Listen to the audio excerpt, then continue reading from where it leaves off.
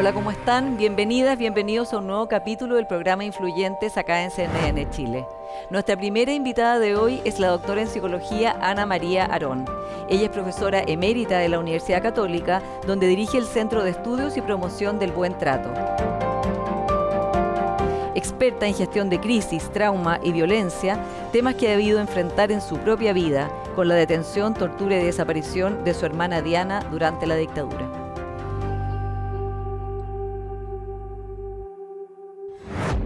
Ana María Arón, bienvenida a Influyentes. Gracias.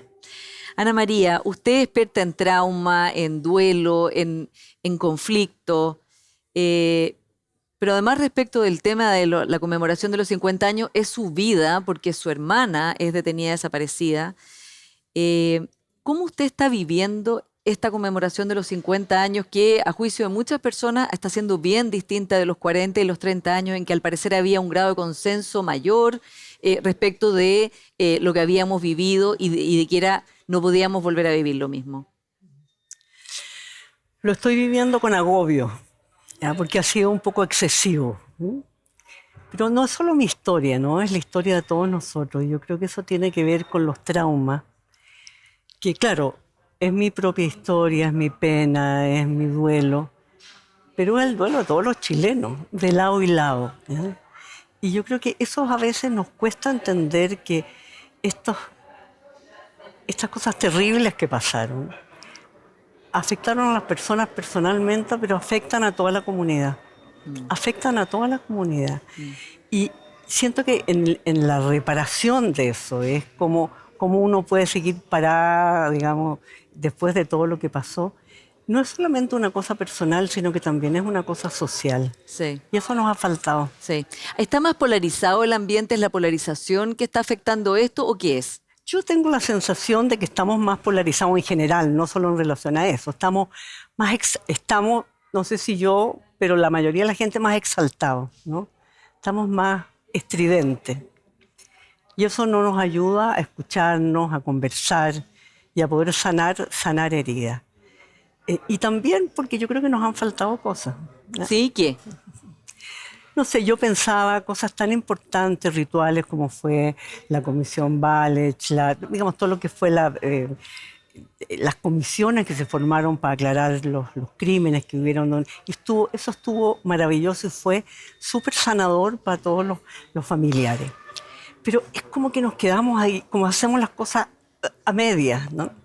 Porque falta una cosa más de ritual, de poner en común, de permitir espacios para conversar sobre lo que pasó, pero conversar bien. Sí, eso también usted lo dijo, de hecho, que hizo el discurso en la ceremonia en la cual en La Moneda se rindió homenaje a los periodistas detenidos, desaparecidos y ejecutados políticos. Diana Arón, su hermana, era periodista. Ella tenía 24 años cuando en el año 74 fue detenida, desaparecida, torturada, tenía 7 meses de embarazo. Es uno de los casos más dramáticos de tortura y desaparición de nuestro país.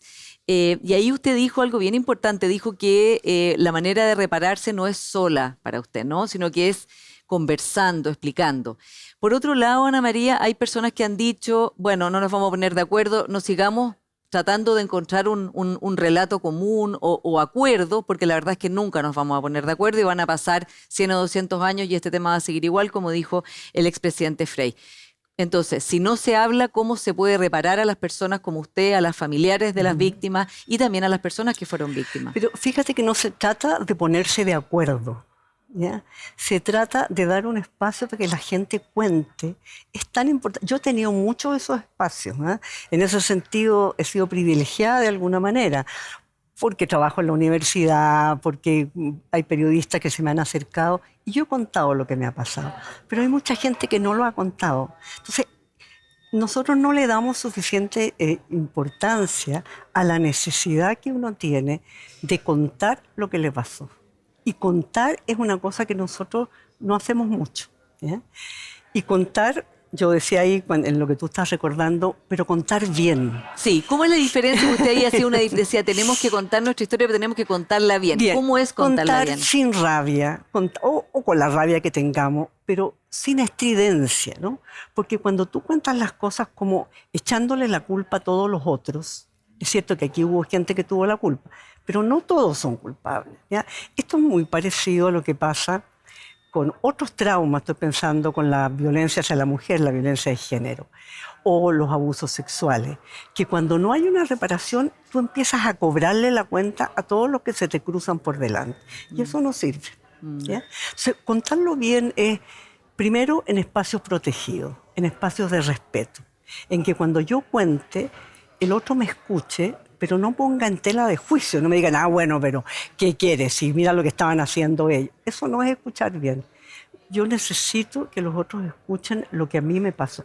Y no solo lo que le pasó a mi gente, a mi hermana, que ya no está, sino lo que me pasó a mí. ¿Qué significó ir a golpear puertas, poner recursos de amparo, hablar con gente que te decía, no, usted está inventando, a lo mejor su hermana se fue con el novio a no sé dónde, que es súper doloroso, ¿ya?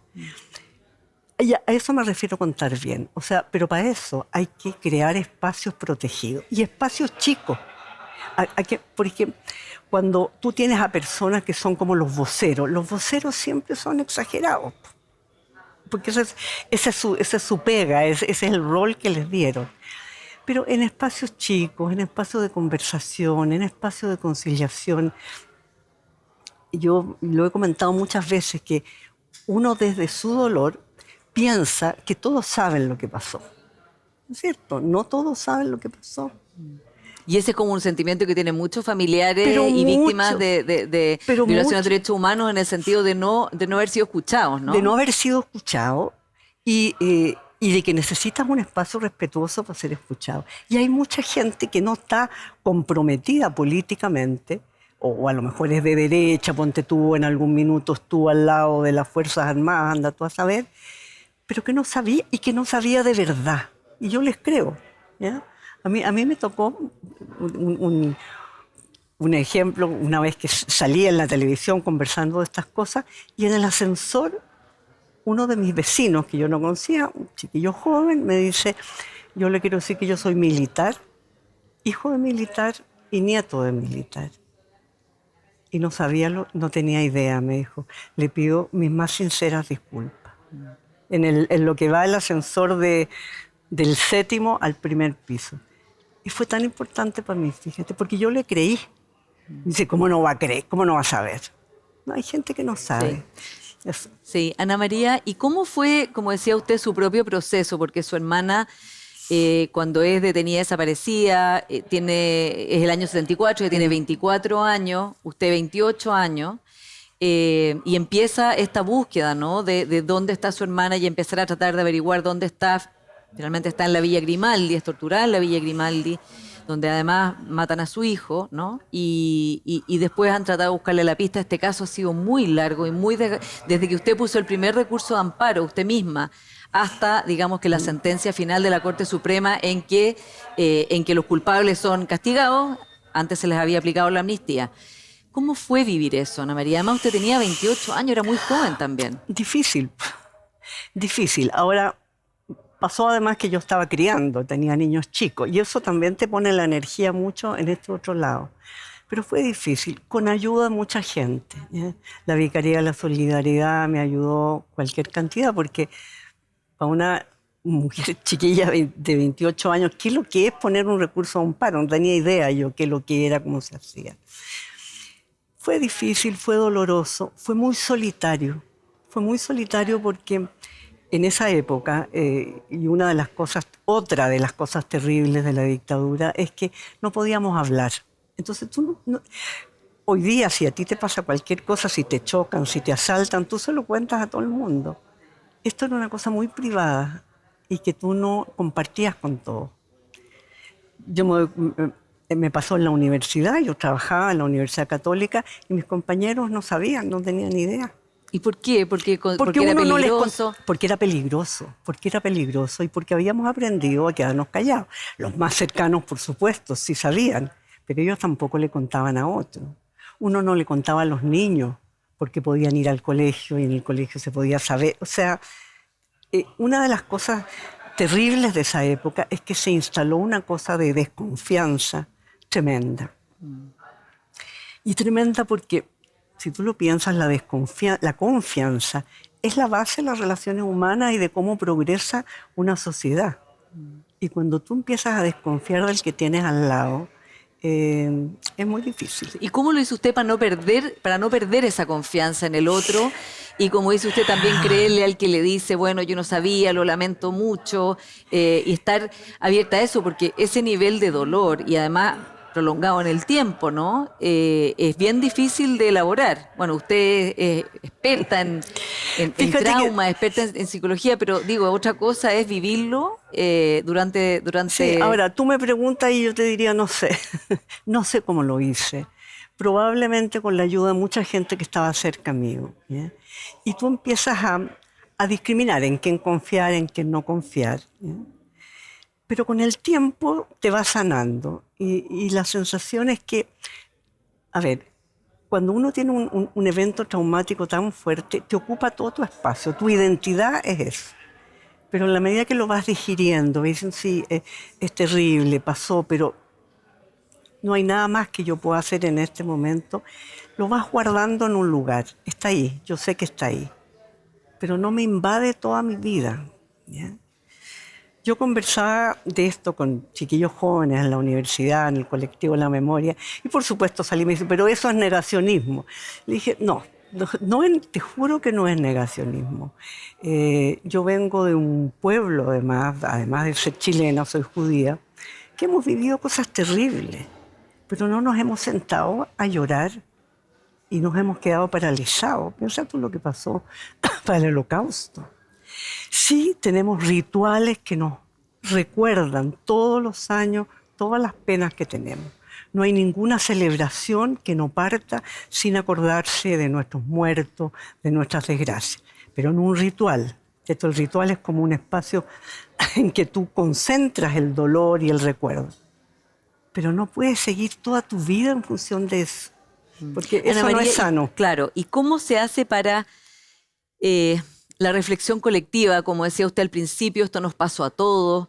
El psicoanalista Ricardo Caponi, que falleció hace unos pocos años, tiene ese libro, Chile, un duelo pendiente, que es muy importante y que dice, bueno, en realidad este país entero tiene un duelo pendiente con las consecuencias que tiene tener ese duelo sin haber podido ser elaborado. Y usted también dijo ese día en La Moneda, bueno, hay que poner esto en común y somos guardianes de la memoria también, ¿no? Y somos guardianes de la memoria de personas que necesitan que su dignidad sea restituida. ¿Cómo se puede avanzar? Como decíamos, es un ambiente polarizado, está difícil, la desconfianza ha reaparecido con mucha fuerza. Mucho. ¿Es posible, usted que además es mediadora, cómo es posible poner las bases de intentar esta reflexión? Mira, yo creo que sí. Yo creo que primero las ganas de que esto ocurra, porque además saber que los traumas no son solo individuales, los traumas son comunitarios y cuando tú no los resuelves a nivel individual se pasan a las generaciones que siguen. Ahora, esto tiene que ver con la biología. Los estudios que se hacen con animalitos, con ratoncitos, en los que estresan a los papás, las crías de segunda y tercera generación tienen una reacción al estrés distinta. Entonces, no es que esto se diluya. ¿Por qué te estoy diciendo esto? Porque yo creo que es importante hacerlo, no solo por las víctimas actuales, sino por lo que viene, porque si no nos paralizamos. Y fíjate que hay muchos estudios que indican que no solo las personas se traumatizan, sino que las sociedades se traumatizan. Y así como la persona que vive un trauma se disocia, o sea, se desconecta, las sociedades también. ¿Y estamos disociados como sociedad? A veces un poquito, y separados. Digo, cosas tan increíbles como, por ejemplo, nosotras dos estamos conversando. Para poder conversar, tenemos que estar sincronizadas. Tú me tienes que escuchar, yo te tengo que mirar si me estás entendiendo, si no me... Y esto hace que esto fluya y conversemos de verdad. Pero si yo estoy pegada a lo que pasó antes de ayer, tengo la mitad de mi cabeza allá. Y entonces solo hablo, pero no estamos conversando, no estamos... Y esa conversación produce además una cosa maravillosa neurológicamente, que se llama como la expansión diádica de conciencia. O sea, cuando yo y tú conversamos, es como que se nos expande el cerebro, nos ponemos más inteligentes. Si es que somos un poquito, nos ponemos más. Todo eso se interfiere cuando uno tiene traumas no resueltos. Y se ha visto que las comunidades también les pasa lo mismo. Y pasa otra cosa que yo creo que a nosotros nos está pasando aquí, que es que uno regresa como etapas evolutivas anteriores. Así como los niños chicos, cuando tienen, no sé, cuando le nace un hermanito, empieza a tener conductas regresivas, se empieza a ensuciar de nuevo, empieza a llorar. Uno vuelve a etapas anteriores en términos evolutivos, en términos de refugiarnos en la tribu. Y que todo, en los propios, en lo propio, igual. Y empezar a desconfiar de todo lo que es distinto. Desconfiar de los inmigrantes, desconfiar de los distintos. Y nos ponemos ahí y la capacidad de empatía baja. Entonces, ¿cómo no va a ser importante crear espacios para empezar a conversar? Para poder conversar en los colegios. ¿Ya? Para poder... Los niños tienen que saber que esto deje de ser un tema tabú, que deje de ser un tema además politizado, porque el tema de los derechos humanos no tiene color político. Y debiera ser un estándar básico de toda sociedad, ¿no? Exactamente. En ese sentido, ¿cómo ve usted, Ana María, el plan que tiene este gobierno, el plan de búsqueda que está desarrollando el ministro Cordero, justamente por considerar que es inaceptable que todavía haya tantas familias, ¿no?, como la suya, que no saben dónde está su ser querido todavía, 50 años después? Bueno, es súper importante que eso se haga, ¿ya? Yo perdí las esperanzas, si tú me preguntas a mí, porque... Pero no importa, porque yo a mi hermana la tengo aquí, ¿sí? Y nosotros hicimos un ritual en el cementerio donde tenemos una plaquita con el nombre de ella. Y ojalá en algún minuto apareciera algo, pero si no aparece, igual tenemos que seguir hablando y elaborando eso, ¿no? Entonces, a mí me parece que son importantes esas iniciativas, pero tienen que haber otras también. ¿Cómo cuáles? Como, no sé, yo creo que habría que pensar en cómo armamos grupos de conversación en distintas partes. Yo creo que esas no pueden ser cosas multitudinarias. En los colegios, en las universidades, cómo poder despolitizar un poco esto, ¿ya? Yo hago mucho el paralelo con el Holocausto o con muchas otras tragedias que han habido en otras partes.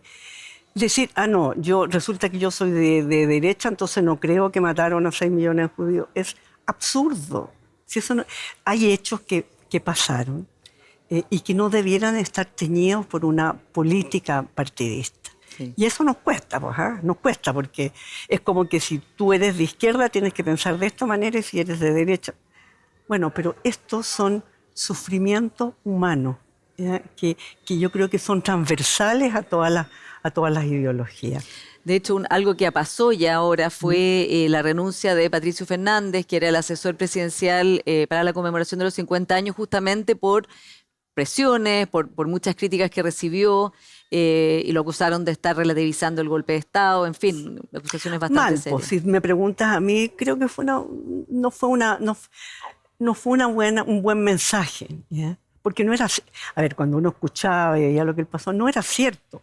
Porque eso hace que las personas entonces empiecen a tener temor de hablar, ¿ya? O sea, si uno ya casi no puede hablar de nada, porque o eres políticamente incorrecto, o a lo mejor te van a acusar de que estás siendo machista, o no sé, es difícil, ¿ya?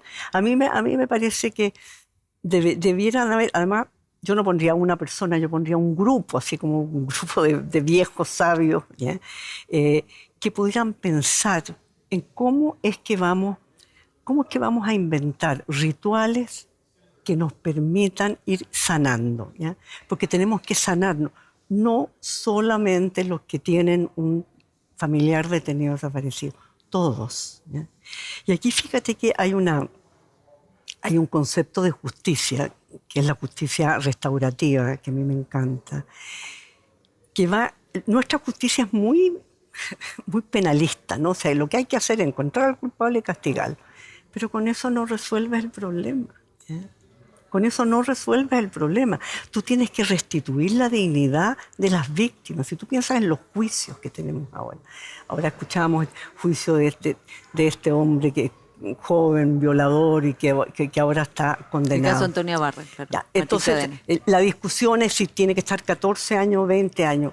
¿En qué varía la situación de la víctima o de la familia que esté 14, que esté 20 años? Si lo que él tendría que hacer en algún minuto es pasar un proceso, reconocer lo que hizo, pedir perdón, hablar con la familia. O sea, eso es restitución de la dignidad. Eso es preocuparse del sufrimiento de las víctimas. O sea, no solamente de castigar al culpable.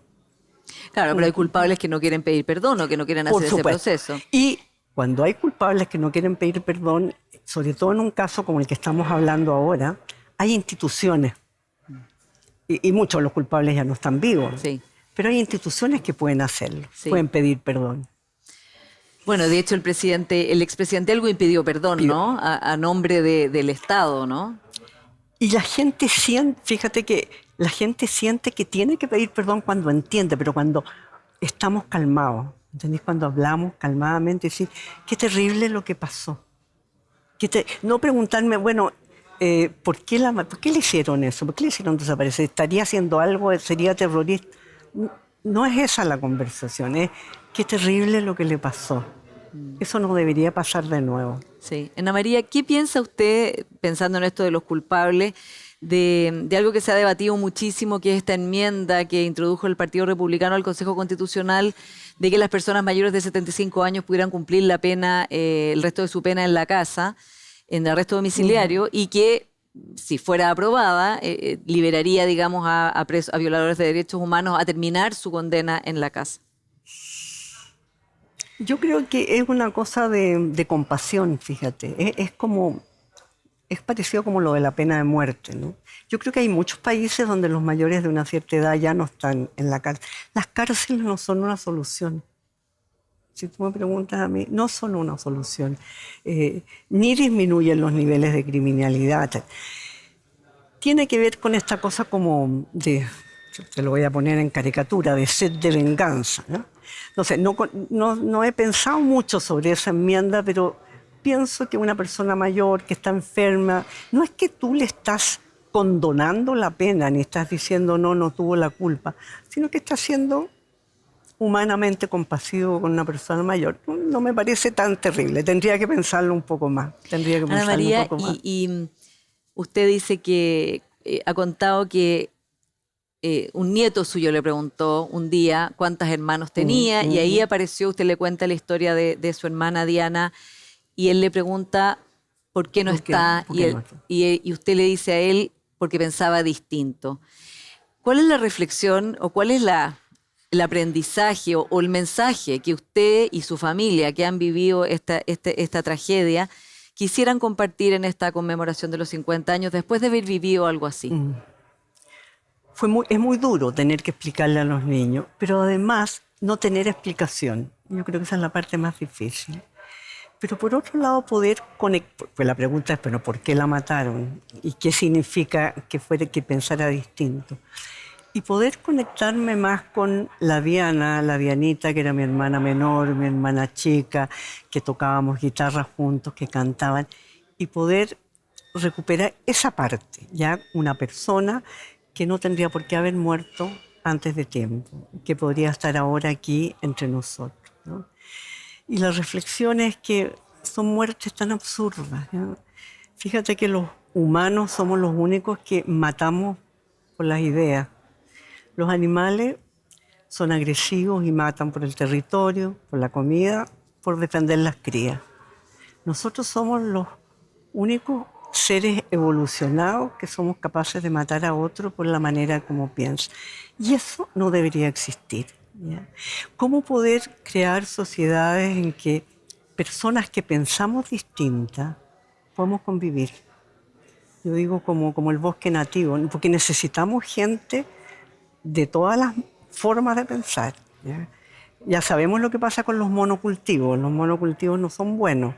Necesitamos gente grande, gente chica, gente que piense, pero que piense con respeto.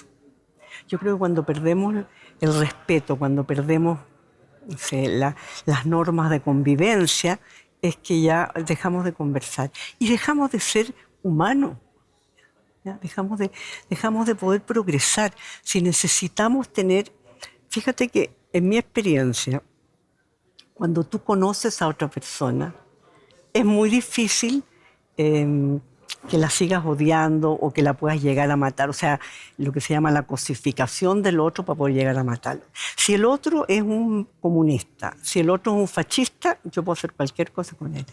Pero cuando lo conozco, y yo a propósito digamos, de los 50 años y de lo que pasó con mi hermana, cada vez que hay una reunión social y empezamos a hablar, gente que tú nunca te hubieras imaginado me cuenta, sí, yo resulta que soy de derecha, pero tengo un amigo que fue detenido y que era de izquierda, un familiar.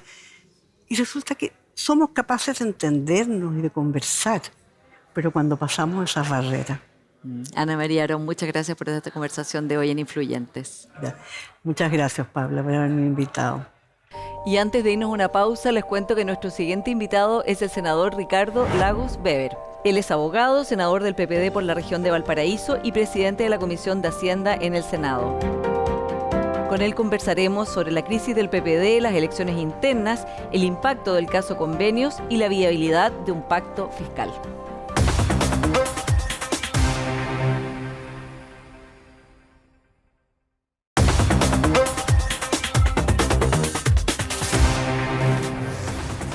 Bienvenido, senador Ricardo Lagos Weber.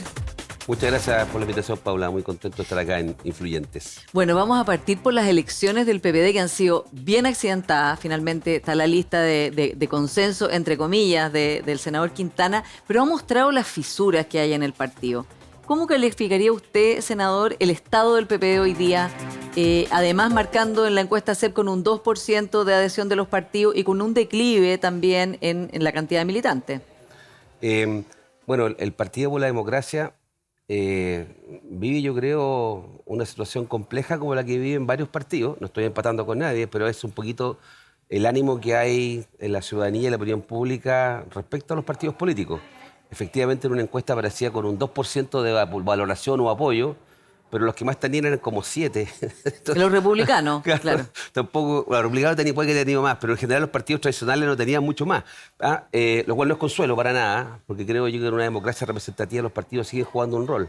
Pero creo que entre los errores del pasado, por una parte, y por otra, la incapacidad de ir resolviendo temas que son importantes para la opinión pública, genera entonces la pregunta: ¿para qué me sirven los partidos políticos? Entre que se cometen errores, han habido casos de corrupción en distintos partidos en general, y si luego de que voy eligiendo partidos, ninguno se pone de acuerdo a resuelve, yo siento que ahí tenemos una dificultad como partido. Entonces, sí. Pero en el PPD también tiene que ser... Hay otras diferencias internas también que han quedado como de manifiesto. Iba a abordar al tiro, sí. Y ahí en el PPD tenemos diferencias internas. El PPD, yo diría, lo último que generó una mirada, que generó una tensión al interior, fue la decisión de la actual mesa del partido, encabezada por Natalia Piergentili, de insistir en la elección pasada de constituyentes, de ir en 2 listas en una lista unitaria como se planteó. Nosotros hemos nacido, el PPD nace en dictadura, cuando el Partido Socialista estaba prohibido por la Constitución de Pinochet. La dictadura prohibía al Partido Socialista, y les quiero recordar, creo que el artículo 8 de la Constitución. Entonces, el PPD nace como un partido instrumental, y buena parte de sus militantes que se inscribieron para derrotar a Pinochet en el plebiscito eran del PS. Exactamente, o sea, han sido siempre como partidos hermanos. Hemos caminado juntos. Entonces, cuando el Partido Socialista señala que él también quiere ir con el PPD en 2 listas, pero eventualmente, ante el llamado del gobierno y del Frente Amplio, decide el Partido Socialista, después que el PPD decidió ir en 2 listas, decide: mire, no, ¿sabe qué? La firma es que yo voy a ir ahora en una pura lista. Por petición del presidente, sí, también, sí, claro. Perfecto. Muchos de nosotros, o varios de nosotros, planteamos que había que revisar esa decisión del PPD, y bueno, no tuvimos el peso dentro del partido para revertir esa decisión. El resultado fue pésimo, no malo, pésimo. O sea, imposible peor, podríamos decir, porque sacar 0... Claro, bueno. Consejero. Lo único más mal habría sido que junto con no sacar ninguno, es que hubiera sacado menos votos aún. Claro. Pero bueno, eso ya queda en la puya. Sí. Lo que quiero decir es que creo que respecto de eso, generó una tensión al interior de nuestra precaria alianza de gobierno. Y esa precaria alianza, creo que, dada la elección interna del PPD, es la oportunidad para cambiar el liderazgo del PPD. No hay veto a persona. Natalia Pergentili va a ser vicepresidenta del partido. O sea, nadie puede estar vetado siendo vicepresidente. Y el actual secretario general seguirá de secretario general. O sea, mal puede haber habido un veto. Pero tenemos que dar una señal respecto a que hay que hacerse cargo también de las decisiones que no fueron las más adecuadas desde el punto de vista del resultado electoral. Sí, o sea, fue un error. Yo creo que fue un error que nosotros hubiéramos ido listas separadas, en particular del Partido Socialista. Del Partido Socialista. Y además, porque el socialismo democrático es algo que existe desde el punto de vista, es lo que le da sustentabilidad, con mucho respeto lo digo a todos los miembros del gobierno, pero que le da un anclaje muy fuerte al gobierno del presidente Boric.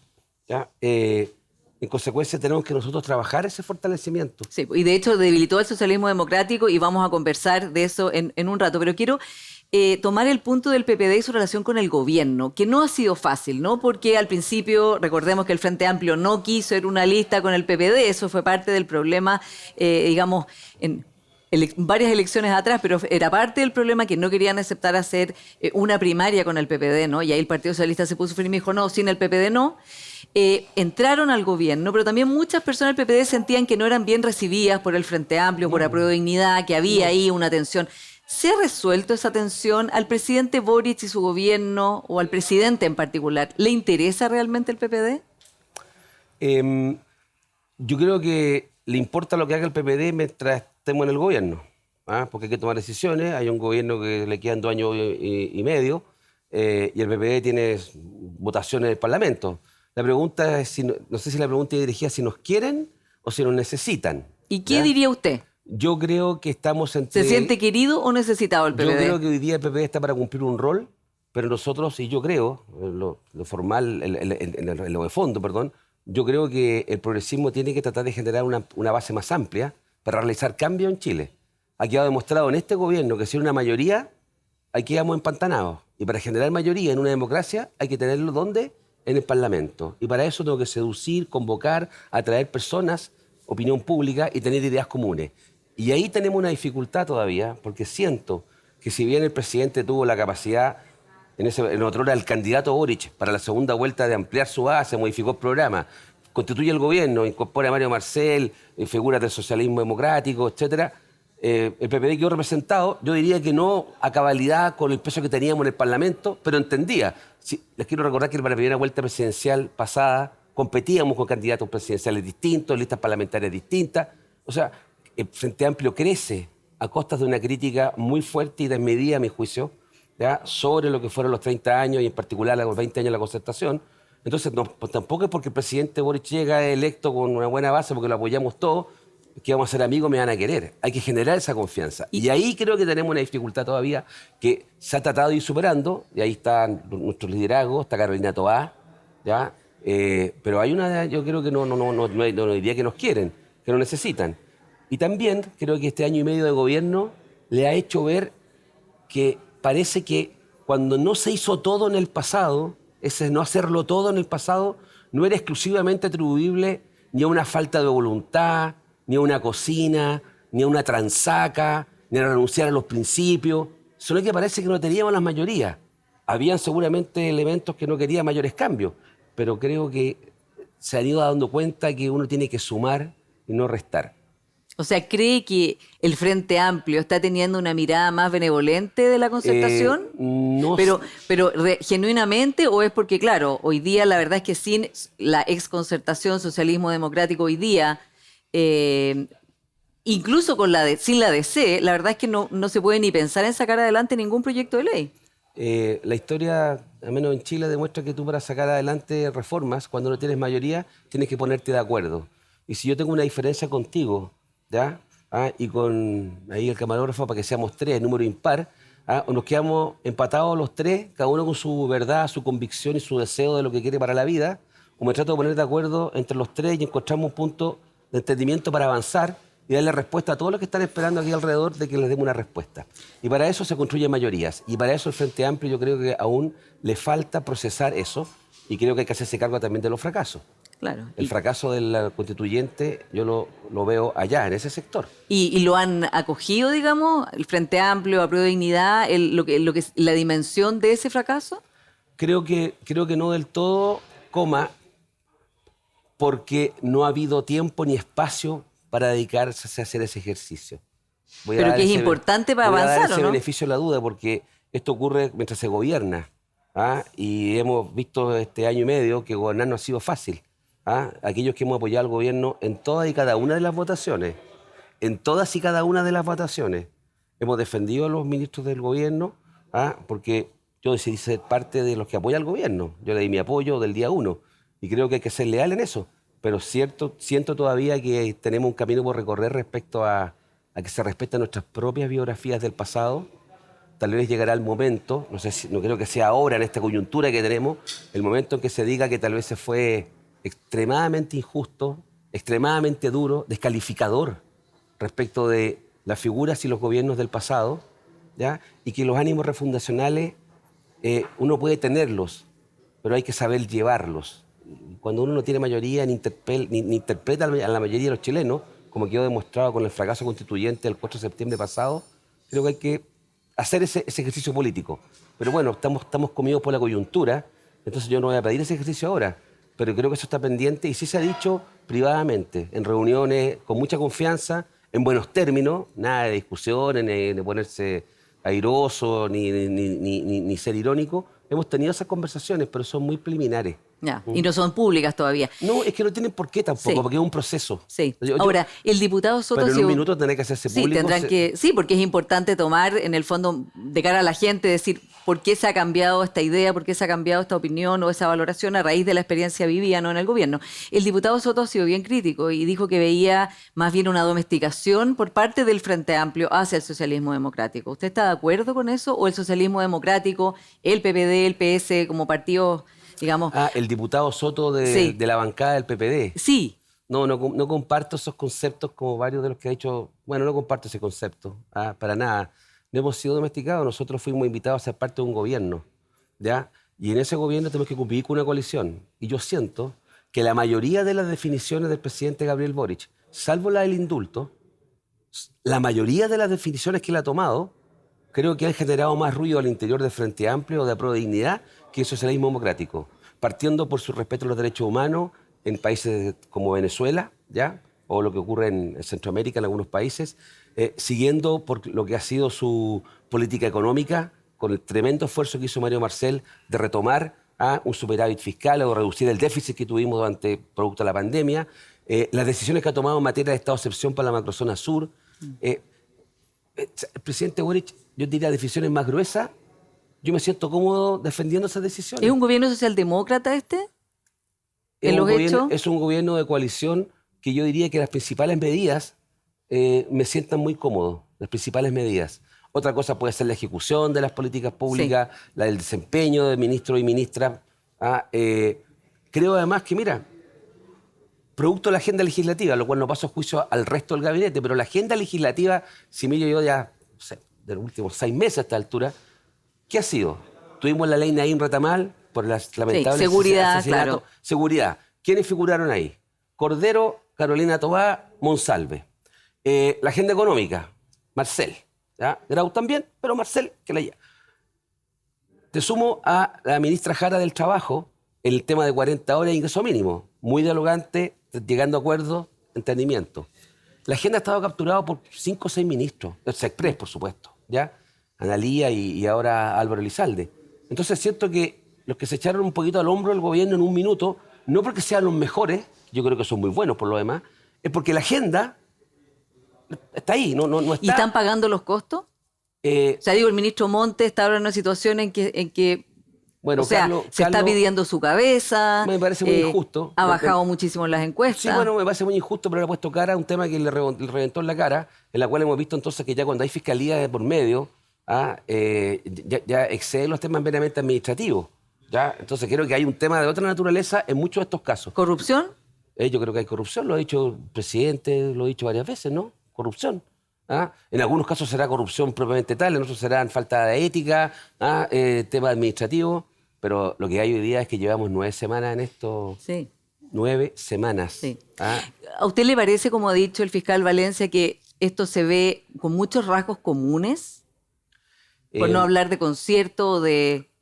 No, se tiende a repetir, pareciera, porque ya uno pierde el tranco. Hablábamos fuera de micrófono para contar de un caso que no conocía en Ñuñoa, pero bueno, entonces quiero decir que uno no tiene capacidad para hallar el tranco, pero creo que hay fundaciones a veces extremadamente nuevas, que no eran para el giro, ya con muy grandes sumas de dinero, con sin boleta de garantía. Cuentas, sin boleta de garantía, boletas ridículamente bajas. Entonces, claro, entonces uno se empieza a preguntar si esto que no hay un patrón de alguna naturaleza. Sí. Pero mire, lo que yo puedo opinar a esta altura puede ser importante para mí, para alguien, pero la opinión pública ya pasó a juicio. Sí. ¿Y cuál es el juicio de la opinión pública? Yo creo que la opinión pública dijo primero, acá hay algo muy grave y muy extendido. 2, no lo concentra en un partido político, en un sector político. Conocemos una encuesta esta semana que hablaba que creo que el 47% de los chilenos y chilenas dice que están todos los partidos metidos. Sí. Lo cual puede ser bien injusto, pero así quedó ya. ¿Ah? Y eso queda ¿por qué? Porque ya la ciudadanía no empieza a distinguir porque ninguno le resuelve sus problemas. Además, usted es presidente de la Comisión de Hacienda. Bueno. Se le conoce como el escudero de Mario Marcel, un ministro que está bastante atacado últimamente y que también se dice que se ha estado quemando con su defensa de la directora de presupuesto, en fin, con diferentes situaciones. Entonces la pregunta es, en el clima de parálisis que hay ahora, porque la verdad es que no se avanza en pensiones, está costando mucho sacar adelante esta idea de pacto fiscal. Algunos ya han dicho que no están disponibles para nada, ni siquiera para elusión y evasión, ni siquiera para eso que antes se daba como por sentado que sí estaría sobre la mesa. ¿Cómo ve la posibilidad de que Mario Marcel saque adelante este pacto fiscal con todo este nivel de ataque que está recibiendo y cómo lo ve a él? Ya, a ver, pero hay un nivel de toxicidad en el ambiente mayúsculo que creo que no se condice con nuestro país. Hay temas muy acuciantes. Seguridad ciudadana, créeme, y no estoy hablando de la macrozona sur, seguridad ciudadana, el día a día, es un tema grave que se está trabajando, pero es tema grave. Yo lo puedo entender, que tenemos un tema ahí muy preocupante como país, pero en general nuestra institucionalidad está funcionando. Chile está cayendo a pedazos. Entonces este ataque desmedido de un sector de la oposición, cobrándose revancha tal vez de un tratamiento muy injusto en la administración pasada a manos del Frente Amplio. Eso es cierto. Yo digo, el ministro Marcel yo lo veo bien. En vez de quedarse rezongando o haciendo declaraciones para la galería o apuntando con el dedo, escuchó. Después del rechazo a la reforma tributaria, ¿qué es lo que hizo? Ha propuesto un pacto fiscal que incluye los 2 temas principales que pidió la oposición y el empresariado, tanto los palos gruesos, como diría como habría dicho mi abuelita, y la pequeña y mediana empresa. Medidas pro crecimiento, porque si usted crece, genera más actividad económica y al final se pagan más impuestos. Y él reconoció que en el programa original de este gobierno no estaba el crecimiento como prioridad. En el programa no estaba y tampoco en el proyecto de reforma tributaria. ¿Ya? Pero entonces, ¿qué es lo que hace? Lo incorpora. 2, dice, y sobre la racionalización y mejor uso de los recursos públicos, también lo introdujo. De manera... Y recién ahí, yo digo, cuando acordemos algo en esto, dejó para el último la reforma tributaria para que calce tal vez con marzo del año que viene. O sea, se da la oportunidad de ponerse de acuerdo en temas bien importantes, no poniendo el tema tributario primero. Pero no le está yendo muy bien porque están los gremios diciendo que no, Chile Vamos diciendo que no están disponibles. Perfecto. Ellos no quieren reforma tributaria hoy día, no quieren esto. ¿Quieren algo? ¿Quieren crecimiento? Bueno, ahí está sobre la mesa las propuestas que hizo el ministro Marcel y el presidente Boric. Tomemos y trabajemos en la propuesta de crecimiento. Trabajemos en las propuestas sobre el mejor uso de los recursos públicos. Tenemos la ley de presupuesto. Tuve una reunión ayer en la Comisión de Hacienda con la oposición del ministro y el director de presupuesto. Vamos a tener la discusión ahora. Mejoremos todo eso. Y démonos el tiempo. Y en septiembre, octubre discutamos evasión y elusión, que la derecha basta buscar en Google que estaban dispuestos a avanzar en ese tema, pero no querían tributario. Y tributario va a quedando postergado tal vez hasta marzo. Y tal vez ahí hay un espacio distinto, hay un mejor clima tal vez. ¿Ya? Entonces, pero lo que no hizo Mario Marcel, y Mario Marcel, que lo critiquen de la forma que hacen, cuando antes le faltó ponerle un monumento nomás al mejor presidente del Banco Central, que no sé si es el mejor, pero fue un buen presidente del Banco Central. Tuvo un rol importante para el tema del post-estallido, en el tema de los retiros de fondos de pensiones, en el tema de apoyar a la pequeña y mediana empresa. ¿Hay injusticia en el tratamiento de Mario Marcel ahora, a su juicio? Lo que yo siento es como que hay un sector que perdió la brújula. ¿Por qué? Porque están cebados y cegados en la derecha. Están cebados con resultados electorales que creen que son de ellos. Y yo veo que son resultados electorales de chilenos que un año eligen a Piñera, 4 años después ponen al presidente más joven y más de izquierda que ha tenido Chile en no sé cuántos años, ¿ya? Y a ese mismo presidente, menos de un año después, le pegan en la cabeza con el plebiscito y con la elección ahora republicano. O sea, el electorado ha ido de aquí para allá, para acá el electorado, y en Chile no hemos cambiado nada. Entonces, pretender la derecha pensar que esos son votos de ellos, yo creo que hay un error. Los chilenos y chilenas están pidiendo que le resolvamos los problemas, y están buscando quién me resuelve el problema. Me parece que nadie le resuelve el problema. Entonces están cebados por un resultado electoral que lo toman como propio, ¿ya? Que yo creo que no es así, que es un electorado que no sabemos por dónde va a partir. Y lo segundo, que están cegados de no ver la posibilidad que tienen, con la fuerza que tienen hoy día, ¿ya? De llegar a entendimientos que sean duraderos en el tiempo. Y usted, senador, que lleva muchos años en la política, conoce a todos los senadores, a todos los parlamentarios, a los políticos, ¿ve posibilidad real de que se pueda llegar a acuerdo en el pacto fiscal, en pensiones? Sí. O, como dijo el presidente Boric, ¿le parece que hay un sector que en realidad ya está por bloquear cualquier reforma del gobierno y que en realidad no se van a mover de donde están?